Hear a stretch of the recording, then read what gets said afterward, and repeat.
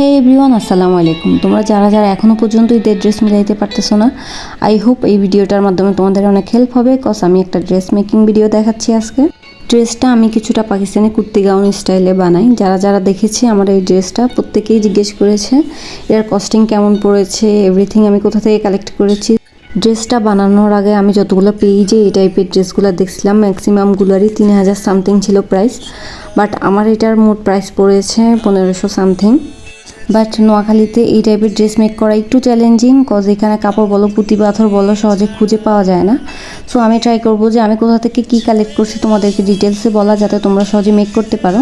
যে আমার জন্য জর্জেট কাপড়টা আমি 3.5 গজ নিই, যেটা মোর্শেদ আলমের ফার্স্ট ফ্লোরের একটা টেলর দোকান থেকে নিই, যেটার গজ পড়েছিল 150 টাকা করে। এরপর আমি নিচের পোর্শনে এই স্টাইলটা দিয়ে, এটাকে পিকো বলে, এটা দিলে একটু জামাটা সুন্দর লাগে, ঘের বেশি মনে হয়।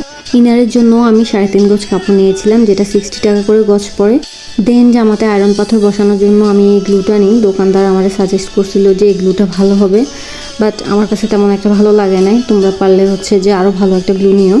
তারপরে এই পাইপগুলো আমি হচ্ছে যে 2টা লেয়ার বসাই, দেন হচ্ছে আমি গ্লু দিয়ে এই যে আয়রন পাথরগুলো বসাই।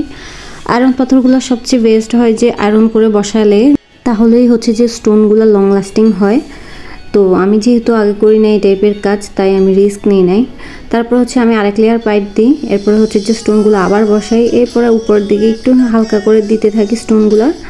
তারপর আস্তে আস্তে উপরের দিকে আরও হালকা করে পুরো হাতাতে আমি স্টোনগুলো দিয়ে দিই ছড়াই ছিটাই। পুরো জামার জন্য আমার টোটাল 100 টাকার মতো পাইপ আর স্টোন লাগছে, যেটা আমি একবার মাইজদি বড় মসজিদ থেকে কালেক্ট করি, আরেকবার হচ্ছে চৌমুড়ি থেকে কালেক্ট করতে পারছি।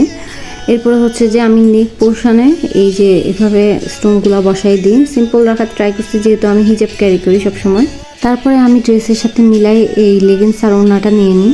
এই ছিল আমার ড্রেস মেকিং জার্নি। তোমাদের কোনো কোশ্চেন থাকলে let me know in the comments. So that's it for today. আল্লাহ হাফেজ।